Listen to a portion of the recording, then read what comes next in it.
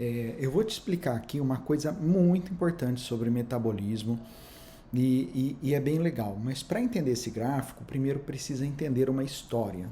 Imagina que você foi convidado a passar um tempo num resort no Alasca.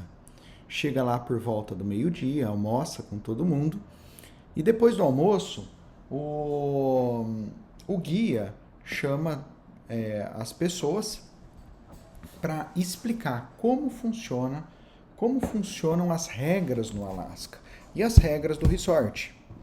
E ele começa dizendo que a próximo passeio vai ser no dia seguinte, às 10 da manhã. Explica que no resort cada pessoa tem ali um chalé, né? Nesse chalé tem uma lareira, que é muito importante ligarem essa lareira, esse sistema de aquecimento por fogo, antes das 5 horas da tarde, porque o sol lá se põe às 5 horas da tarde, então 4h30 o ideal é que o fogo já esteja pegando, porque faz muito frio no Alasca. E aí ele dá a última notícia, fala o seguinte: olha, só que aqui no resort a gente tem uma regra, cada um corta a sua lenha. Então você tem aí 2 horas para cortar lenha. Claro que você não vai tentar pegar uma árvore extremamente grossa, uma lenha extremamente grossa. Você vai pegar árvores árvores menores, porque você tem pouco tempo. Você corta a lenha, tudo mais, tal, coloca aquilo no fogo e acaba que você consegue ter um resultado bem legal de dormir tranquilo, aquecido. No dia seguinte você acorda, são 6 da manhã, e aí você para e pensa, fala assim: nossa, meu Deus, 6 da manhã, jet lag, o que eu vou fazer agora? E aí você pensa, poxa, já são 6 da manhã, vou fazer o seguinte: eu tô com energia, vou cortar lenha, mas não quero que esse fogo se apague, não quero quando eu voltar do passeio ao meio-dia, eu tenha que cortar lenha após almoço. E aí você corta madeiras maiores para alimentar o fogo, lenhas maiores, para que o fogo fique aceso ao longo do dia.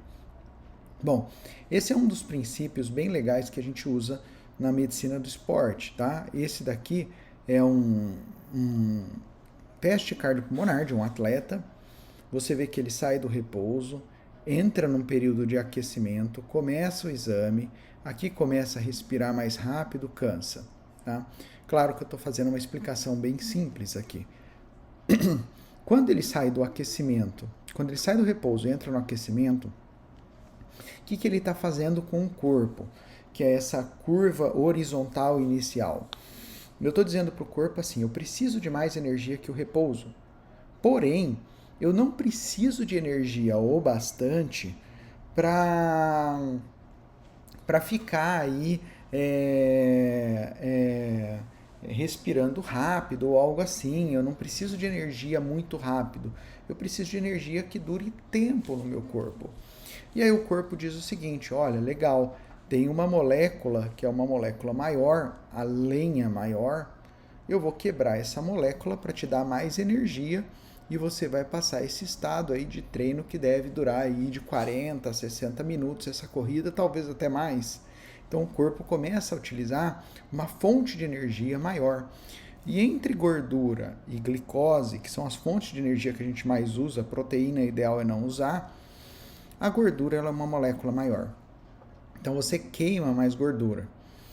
E a partir daqui, quando você começa a fazer o exercício, você começa a acelerar, você diz para o seu corpo: olha, eu preciso de energia mais rápido. E o corpo diz: poxa, não dá tempo de eu cortar essa lenha maior, eu preciso da lenha menor. É a hora que o corpo começa a usar mais glicose, até chegar num ponto que é essa primeira inflexão na subida, em que o seu corpo literalmente diz o seguinte: não dá tempo de queimar essa glicose toda dentro da mitocôndria, vamos para o citossol. E você começa a produzir o lactato. E o lactato ele é o nome correto, não é ácido lático. Ele também é nocivo para o corpo e ele ajuda no processo de fadiga. Mas aí o corpo continua acelerando até o momento que entra na fadiga e entra em repouso. Ou seja, aqui você entende por que pessoas às vezes correm muito na academia, andam muito rápido na bicicleta, mas não perdem peso. Eles continuam com uma forma corporal acima do peso, mas mesmo fazendo muito exercício, porque eles estão fazendo condicionamento físico, que é a curva de ascensão. Para perder gordura, eu preciso que você treine nessa fase aqui como se fosse um aquecimento. E para isso a gente usa uma escala, que é uma escala Borg. Essa escala, ela me mostra o nível de atividade física.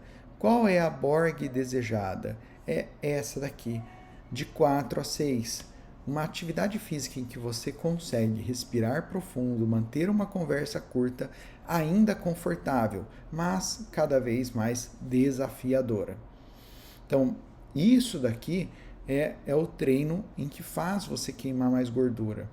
O que eu preciso então? Um treino cardio, pode escolher o que você quiser. Claro que natação é difícil fazer ter essa ideia. Geralmente corrida e bicicleta é mais fácil, mas que você mantenha de Borg 4 a 6, no mínimo 40 minutos. O ideal em torno de 60 minutos, 3 vezes por semana. E aí, nisso, você vai ter uma maior queima de gordura, teu corpo vai se ajustar para isso. Essa é a explicação.